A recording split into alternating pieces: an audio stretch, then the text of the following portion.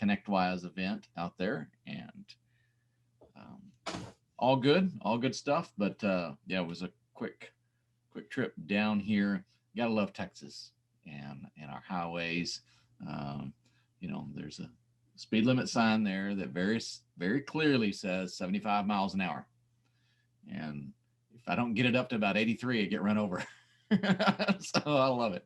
Made that trip between Dallas and Houston very easy. There. Man, how many people do we have today? Just a few.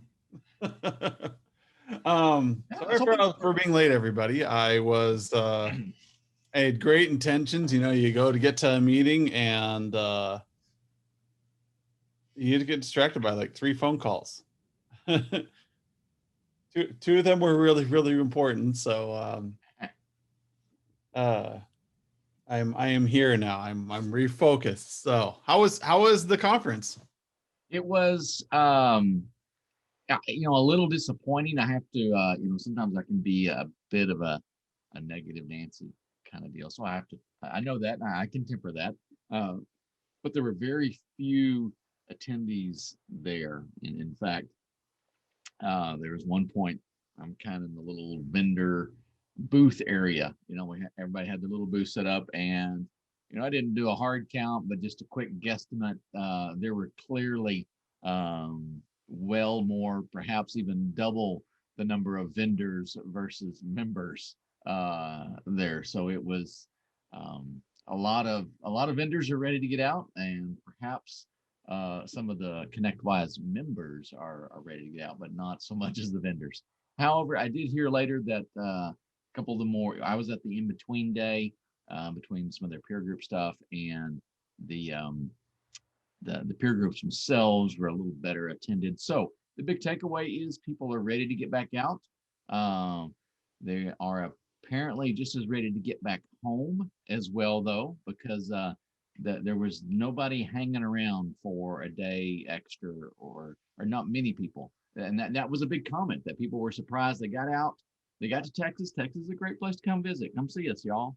And so there was a great place to come be, but they got there and went, wow, I should have booked an extra day just to kind of network and get out. So we'll see.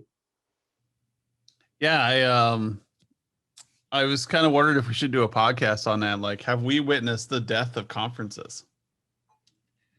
I would say no, because in the conversations that were going around, people were glad to get out. And in fact, and I think everyone here on the call, but if you're listening in, peer groups, and kind of look at the list here. So ConnectWise has this Evolve event that they run, and it is peer groups, and it's pretty cool. ConnectWise or otherwise, if you're not involved in a peer group, I would say you definitely need to research that. But there was a kind of an underground movement that continued during all of the lockdown stuff. I heard of a couple of peer groups that, while ConnectWise took the corporate approach and said, hey, we're just going to do everything virtually, these peer groups on their own met up anyway. And they were obviously much smaller, and they decided the value that they got out of those in-person meetings was significant, and they made the effort on their own, outside of any sort of structure, to meet up for a few days and talk about business. Yeah, I don't know. A couple of us were just kind of hammering it out, and it's good to get out and have like a little mini vacation going to a conference. But at the same time, we have expanded our capabilities and information share virtually to the extent that, these virtual conferences, what if we just leveled up the virtual conferences so they were just more? And so that technology to really help for that, we're going to need a lot more emphasis on peer groups, a lot more emphasis on small group discussion, and less emphasis on wandering around gathering swag and hoping that the next speaker is decent. Yes. The swag refreshingly was very low key. I think people have quit with a lot of that stuff. I saw one. It seemed to be socks, t-shirts, and masks. Was kind of the standard stuff. Yeah, lots of socks. And the only one that had the old, I won't even say who they were because they're kind of connected to us. But there was one company there that did have the old school. They had little squishy balls and they had some shot glasses, and it was the Telling all you, standard 90s sort of booth material. It was kind of funny. my tip to every IT person on this call, whoever wants to make some swag that actually works, not mouse pads, is coasters. Coasters work. Yeah. And so, and not just like a cheap cardboard one, but get the sandstone ones. They're not that expensive. You're looking like maybe $1.50 per item, but you get those nice sandstone coasters with the swag on it, and people just they use them and they'll use them for like 20 years. And so as long as we don't oversaturate the market, that's how I worked with cybersecurity. That's how I got like messaging out. There you go. This is a leather coaster from a corporate deal for our internal. This was our security. Yep. For a deal. Yeah. So I suppose Next time you guys are out at your clients' offices, look around and notice the sheer lack of coasters on the desks. And that is great. And you want like a simple coaster. You want one that just has a simple, like just your logo on it, or just like a key message on it. You know, you can even be silly with it. You can say, change your password. That's just it. Because every time they set their glass down, they're getting that impression whether they like it or not. And this is just how marketing works. So yeah, socks as masks. You know, I was wondering if we were going to see a lot more swag around masks, but I haven't really seen too much. Like locally, I've seen a couple restaurants do it, but other than that, I really haven't seen anything on a major scale. I think everyone's just hoping that they're the flash in the pan product, you know, because nobody had masks before, and now we all have them, and everyone's hoping we go. Gimmicky thing I really like is the glowing ice cubes. So, anyways, the actual topic for today is one. This is our first open session for the community, and we're still getting people to like figure out to sign up for these and kind of get going. That we had the first test email go out for the Not Another newsletter this week, and the first official like content heavy one will be this Monday. But you know, we're gonna see this room get a lot busier over the coming weeks as people get kind of make room for it in their calendars and kind of get into it.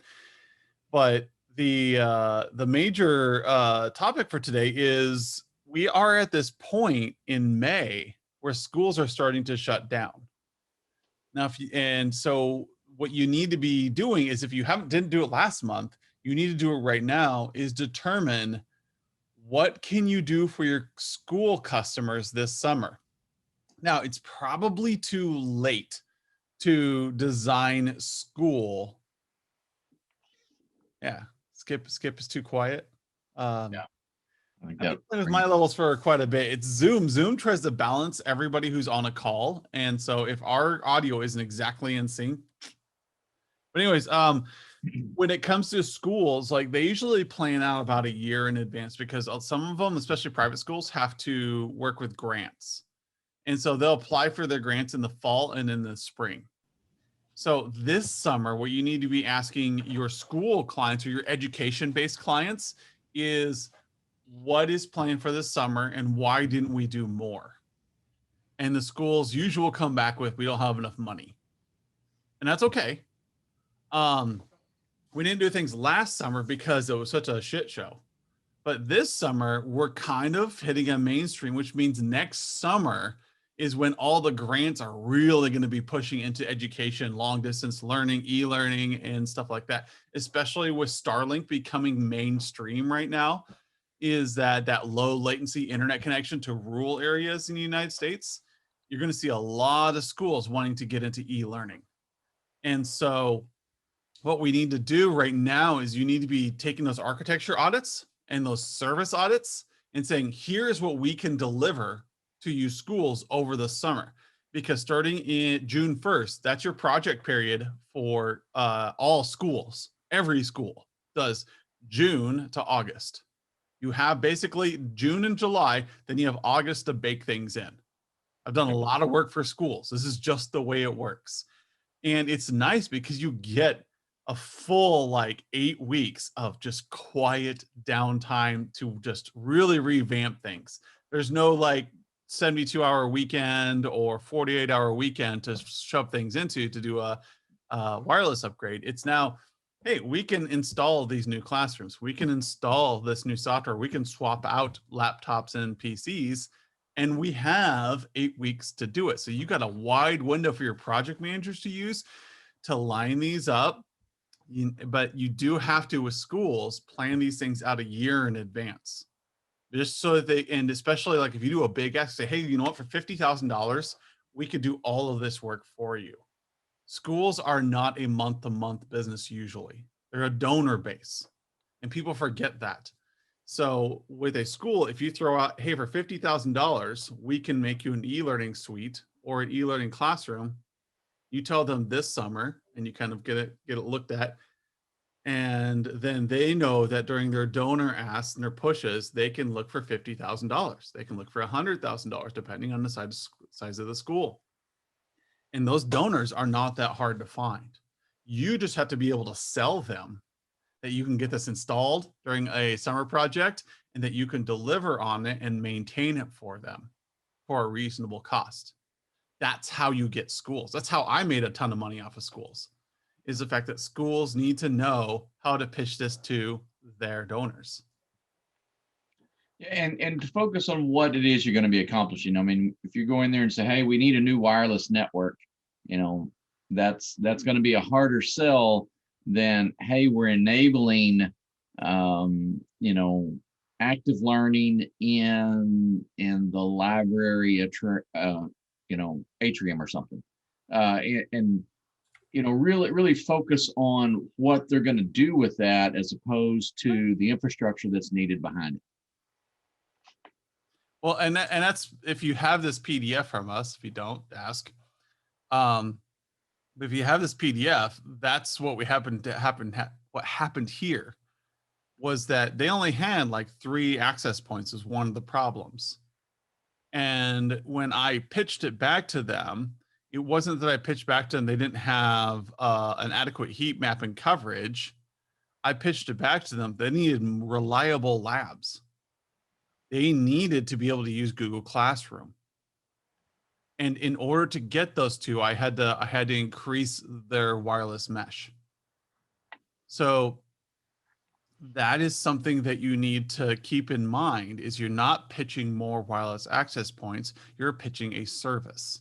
You're saying you will now be able to use those mobile labs. You will now be able to have your Chromebooks outside the building on a nice spring day. You will be able to, and then show them what this is going to do to help their business. So like you look at my case studies and they bring this up. That is how it works. And then you will save them money and help them generate more money. And that's how you pitch to schools. You pitch that emotional value. You should be pitching that to most all your customers. But when you do your architecture and your service reports, those paint that picture. That's why we do architecture and service reports in January or the first, second quarters, so that you can pitch this stuff to your schools and you can pitch it to your businesses. Those two together allow you to paint an emotional picture. Hey, let me show you how we're going to take care of you. And the next quarter, we'll talk about, well, let's show you how we're going to mitigate the risks that came with all that extra infrastructure that got put in. And so you do this every year and you're painting that picture and you're constantly generating more project revenue. But the core topic for this week that I really wanted everybody to hammer in on is that, remember, we all know that summer is the time for school projects, but did you know about the grant cycles? Did you know about the fall and the spring? That's when the grant cycles work. That's when a lot of like the major people who have like hundreds of millions of dollars that they throw at schools, that's when they approve those. So you apply and you hope. And if you paint a good picture with a good ROI, like for instance, if you are to feed your school and you say, hey, we can put in a new wireless mesh network. We can allow you to do distance learning and e-learning. And this should be able to allow you to serve up to 1,000 students remotely. You paint those things, then they go and ask money for it. And they say, hey, if we do this project at our school, we'll be able to serve 1,000 more students in rural Connecticut, Nebraska, Texas. And then all of a sudden you have the ear of the people with the money. You didn't pitch them by 26 more access points. You didn't pitch them by a gig router or a gig firewall, and you didn't pitch them by 600 new Chromebooks. You pitched them an experience, something that's going to help the kids, something that's going to make a better experience, something that's going to reach more people. And now you have won over grants. And I've done this repeatedly in the past. If you want to talk through the grant process, I'm happy to talk about it. It's dry and boring and frustrating, but your school is the one that has to apply to the grant. You just have to feed them the right narrative. You got to give them ready. Well, and we've talked on this before, and we'll talk about it again because it is extremely important. But this is a reminder to get those key stakeholder interviews done as well. Do you know what they're trying to do? Do you have that vision to build? Many times we don't. We're looking at technical data, and we're talking to a finance person within the school district or the business, and we lack the understanding, the insight into their business. And let me lift the burden from you guys again, because I hear it over and over and over again. I can't afford to be an expert on my client's tax business. I can't afford to be an expert in my client's medical business. And I'll say it again, don't even try. All right. Allow your clients to be the expert, but you have to listen. You have to talk to them. You have to get the information out. So if we're thinking about schools and what things are coming up with them, you need to be researching. You need to be talking to, not, here's an interesting twist. Don't call the principal. All right. Well, actually, we do need to talk to the principal, but or some of the administrators and try to get a key stakeholder interview with them. All right. That's just not going to be as effective. Call them, get a 5-minute phone call with them, and have them recommend some people that you need to talk to. Troll through social media. Who is absolutely the most popular teacher, or what was some sort of award, maybe a teacher-based award, meaning that teachers voted on it, not school administrators. Maybe this teacher was awarded something, and get interviews with these people, because these are the critical stakeholders within the organization. Those people that aren't necessarily management, they aren't in some sort of administrative executive role, but they are vitally important to what the organization is doing. Those are the people that you need to be having key stakeholder interviews with. And again, let me try to lift some burden from you guys. Don't go in trying to, have a lot of data and presentations, all carved out for them. It's a low key conversation, because ultimately this key stakeholder is not necessarily a decision maker. So you don't have to sell them, and nobody has to have that burden of, we need to come to a decision. No, we're having a conversation. We're going to learn a tremendous amount of information. And then when you take the information from these key stakeholders and you make those propositions to the board that says, hey, we understand what your business is trying to do, and we've heard your staff and the challenges they're having servicing students out in these rural areas. This is a solution that will enable your staff to service those students.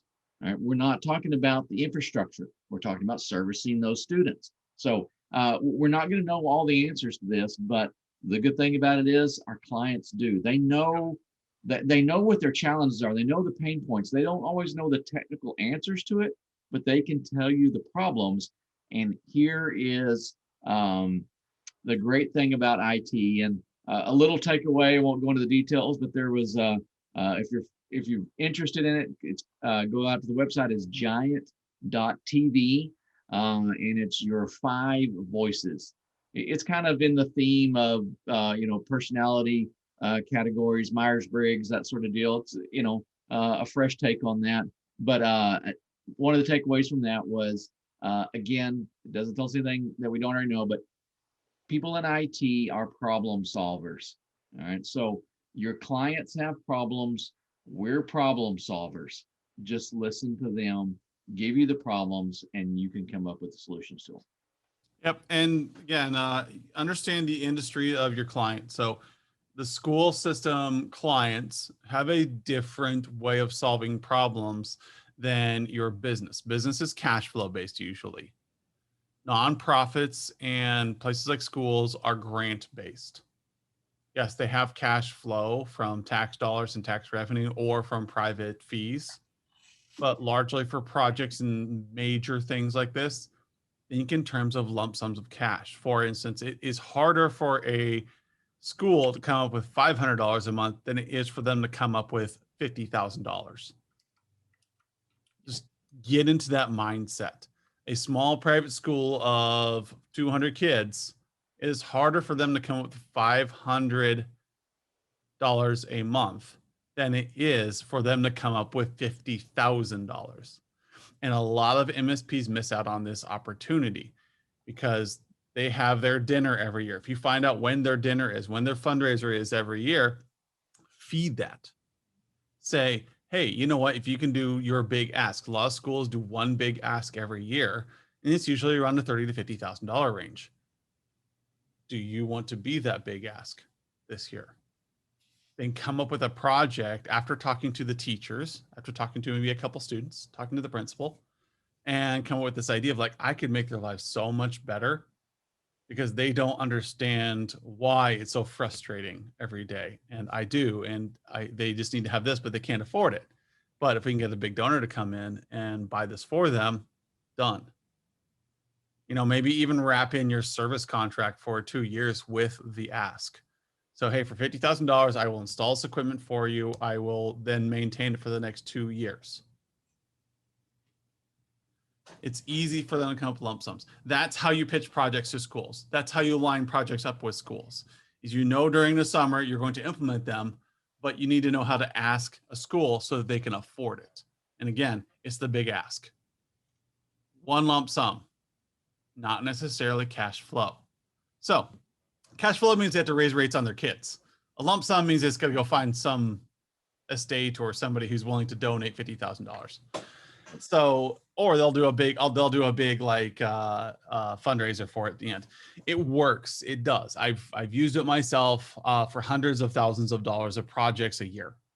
So that's my advice to everybody in the HIT community. For those of you with educational people, do this. Line it up in your project roadmap. Put the big ask in your project roadmap. Make a quote for it in the project roadmap. Export it out to a project and have it just sitting there ready to go so that when they get the money, they just turn it on. Done. Anything else, Skip? No, I will circle back around to the key stakeholders here in a few weeks as we go on. I am going to begin pestering you guys about that more. I'm seeing the value over and over again in this alignment.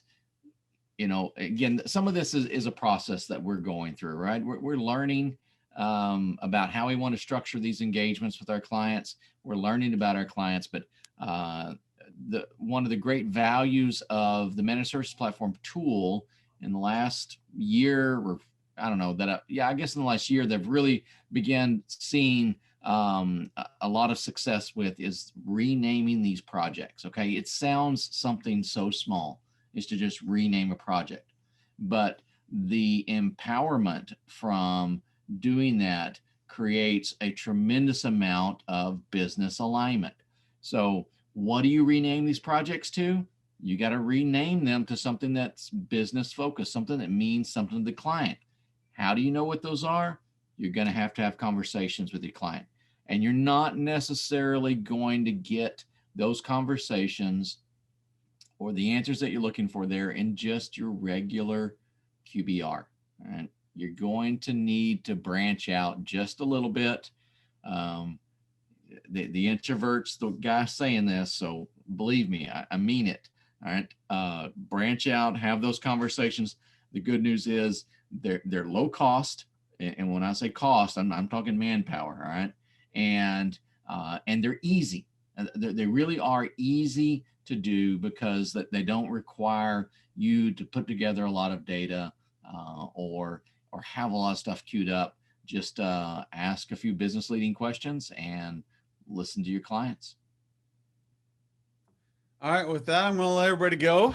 We always try to keep these things pretty short, between an hour and 30 minutes. Or sorry, between 20 and 30 minutes. And if it gets really busy, we might break into 40 minutes. But you get, time back in your day. So if you have any questions, feel free to reach out to Skip or I at coaching@virtualcity.biz or at our personal email addresses, and we will see you online. We'll see you next week. Thanks, everyone. Thanks.